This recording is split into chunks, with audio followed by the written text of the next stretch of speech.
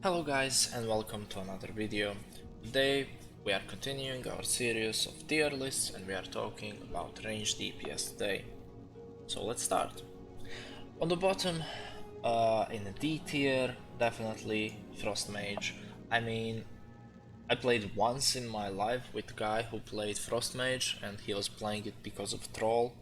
Yeah, it was really bad. It's really bad. It's PvP spec basically. In PvE, it doesn't do anything. It's really bad. Uh, Next in D tier, Beastmaster Hunter. Um, Also, it has its uses in PvP and Battlegrounds is kinda okay, it's nice, but you know, it's not a PvE spec, even though it has 3% bonus damage buff like Arcane. There is a Retri Paladin that are having that buff as well from the talents, so yeah, basically these two specs are something I really do not recommend of playing in a raid environment. Next on the list, Survival Hunter. Survival Hunter definitely better than these two. I saw even some people playing it on LOD, even on 0%. It was okay-ish, but you know, it's something that really gives you nothing, you know. And why would you play survival when you can play marksman? It's simple as that. It doesn't give you any special buffs that you cannot get from other classes. The damage output is mediocre. It's just not for a raid, especially for this tier. Okay, next one on the list, Elemental Shaman. Now, Elemental Shaman, damage-wise, it's mediocre, definitely. And the reason why it was really good on the start of expansion was because of a baseline spell power buff. The reason why that was really good on the start is because Demolocks are scaling with gear and they give more spell power. The more gear they have, the more spell power they have themselves. And as the gear was really low, the buff that you were getting from Elemental Shaman was bigger, and then the Elemental Shaman was there as a primary source of spell power buff. Plus, the damage output of Elemental Shaman at the start of expansion was really decent. Now the problem with them is they're really not scaling well with gear, and yeah, they're just falling behind as the expansion progresses. In a B tier, Arcane Mage, definitely spec that is much better than all of these four that we said. The spec that has a very big flaw in terms of mana. It's very mana hungry, and it's really good for a really short fights. Like if you are playing 30% buff, if you're playing on servers like Ice Crown or something like that, where the fights are really short, then Arcane Mage is pretty decent. It's really good. But if you are playing on 0%, you are playing on progressive servers where you don't have so much gear and everybody is overgeared, and the fights last longer, then this spec definitely falls a little bit behind the other ones.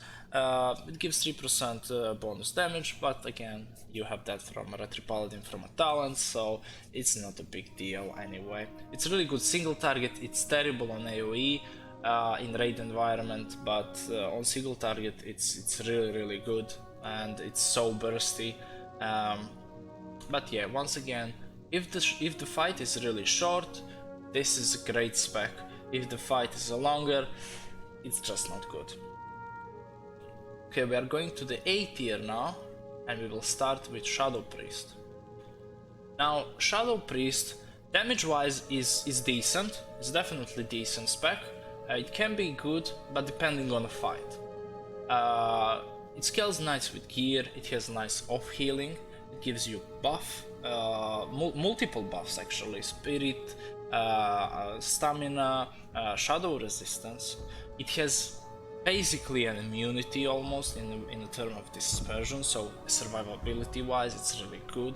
It can off heal, it has party heal whenever he is DPSing. He's healing whole the party, so it's really good for off healing.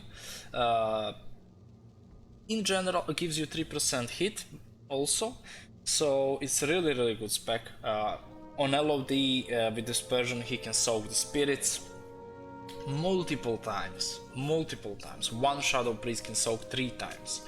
It's really good. I always recommend to have at least one of these. One at least Shadow Priest in the raid setup, in 25 man raid of course, and maximum 2. 2 is nice as well, so you have covered one Shadow Priest in one range DPS group, the other one in the other, so for the off healing of the party. But having more than 2, it's definitely overkill. Having 2 is fine, having 1 is must. Going for the next in A tier, Demoloch. Now Demoloch, same as Shadow Priest, maybe a little bit lower damage, but also like Demolochs can do really good damage. The problem with Demolochs is everybody looks on them as a full support class, and not many people know how to play them properly. So they can do, definitely they can do, and I saw them doing really nice damage. They are definitely not the top damage, but they can do really decent damage. On top of that, they are giving you a spell power buff that is must. Especially on higher gear, they give you so much spell power, you must have at least one Demoloch in your raid setup. For 25 mana, for 10 man, depending on composition, if you are going more melee DPS, if you are going more in casters in your group, that can change. But for 25 man, you need to have one Demoloch in your group. Don't go with 2 because there is no point. But 1 is must. And as something that you must have that gives you so much buffs and can do decent damage, it's definitely an A tier class. Also, I forgot one more spec of Warlock, that's Destruction. Now, Destruction is kinda like a C tier as well. It's not a D tier, it's not terrible. It has that replenishment that can give to the party, which is, I guess, nice, but it's, again, you have that from Retri Paladins, so and you can have it from Shadow Priests as well, and if they are willing to sacrifice their damage a little bit, if you really need that replenishment. They are pretty much useful on Deathbringer for stunning guards with Shadow Fury, but then again they need to take some PvP spec, PvP talents in their specs, so they won't do as much damage. But yeah, they can certainly do a single target damage. They can do nice damage, but overall, you know, like they're just not cutting through something like Affliction Warlock. It's more of a PvP spec once again, and yeah. Let's go to the next A tier class. That's Balance Druid. Balance Druid, damage wise, it's decent. It's not a top DPS, but it's definitely okay with damage in all kind of scenarios. And it can be top DPS depending on few bosses. On Professor Putricide is really good. For example, on Lady Dead Whisper. On Deathbringer can do so much damage as well if timed correctly, and so on and so on. It has its highlights, but you know, damage wise it's okay. The thing where Boomkin shines and why you should have at least one of them, like I would say even you must have one of them in 25 man raid, is their buffs. They are giving so many buffs. They have innervate, they have combat res, they never have mana problems, they can off heal, they have so much survivability, they have bark skin, they have their form, so they are not dying that easily. They have a Typhoon for some utility on Spirits on Lich King, on ads on Deathbringer. They are pretty much solo clearing with Starfall, room inside the Lich King on LOD. They have this minor armor buff with Fairy Fire, hit percent buff, 3% hit. They have haste, spell haste, spell crit. It's just insane how many buffs they have and how good they are for the raid. And therefore, definitely an A tier class.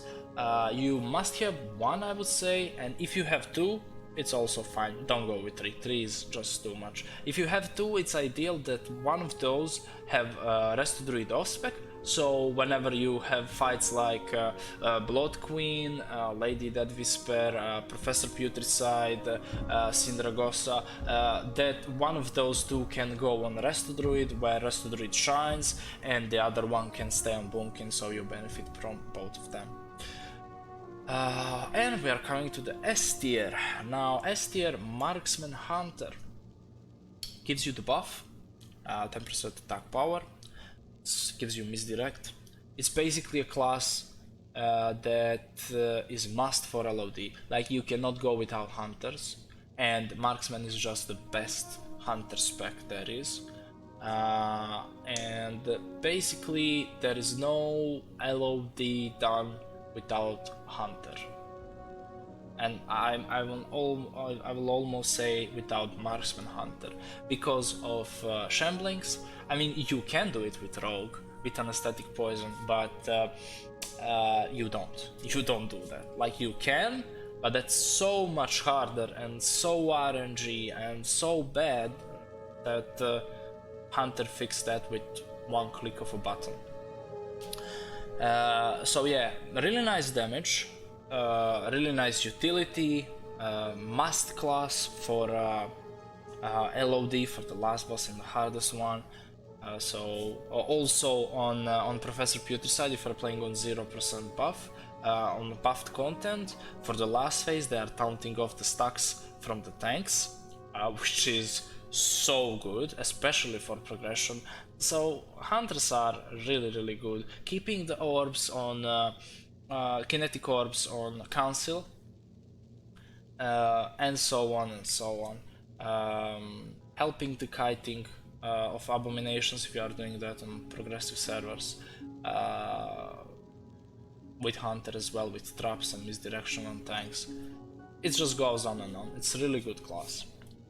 Next one, Affliction Warlock. Affliction Warlock, definitely the strongest DPS from all the Warlocks. Great multi-dot class. It's really good for LOD, for single target, for any multi-dot boss fight. It gives you the Soulstone like the other ones as well, that's true. Hellstone like the other ones as well, that's of course. But they're just doing so much damage, and they have nice movement with their teleport, so much damage, and especially if the fight is lasting a little bit longer, they are top DPS of the top because of the Drain Soul. Drain Soul will do so much damage. The longer the fights last, the Affliction Warlocks are just ramping up, and they are especially good for progression. They are especially good for 0% when the fights are lasting longer, and that's where they are shining. They are not a burst spec, they are ramping spec. They are just, as the fight goes on, they are just pumping and more and more and more. A really good class, and I recommend having at least one of it. It's really nice. And I would say the top class, definitely from all the range, Fire Mage. It's just it does so much damage. It gives you buff with mage. Like, obviously you won't play with other mages, maybe with Arcane you will, but yeah, definitely not with Frost. So you will get Arcane Intellect buff, and you will get a tons of damage. It's a really good class. It does so much damage, it has nice burst, it has nice sustained damage, it's good for every single fight. in the Ice Crown. It's good for Ruby Sanctum as well. It's really good. They have nice utility on LOD, where I mean on LOD with Icebook they can soak spirits as well. They have so good movement in terms of blink.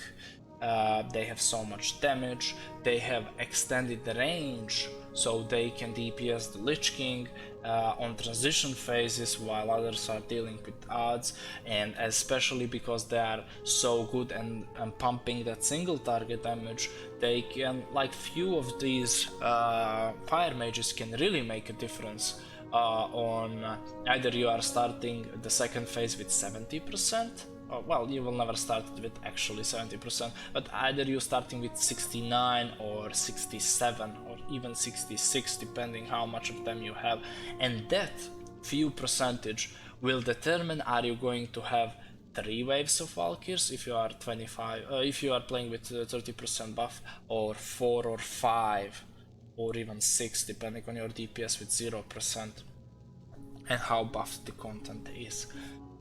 So if I would suggest any of these classes to be stacked, that's definitely Fire Mage, because all others you need at least one from this from A tier, and from S tier you need, I would say, at least one. Some of them, like Hunter, is nice to have 2, Shadow Priest is nice to have 2, Bunkin is okay, is also okay. Like, these 2 are okay to have 2. Demolog definitely have only 1. Affliction Warlock 1 or 2 is also fine, but if you want to stack something, if you have some extra space, just go for the Fire Mages. Okay guys, hopefully this was useful, hopefully you agree, and if you have anything to add, please write in the comments, subscribe in the channel for weekly content, and like the video if you liked it. See you in the next one. Bye bye.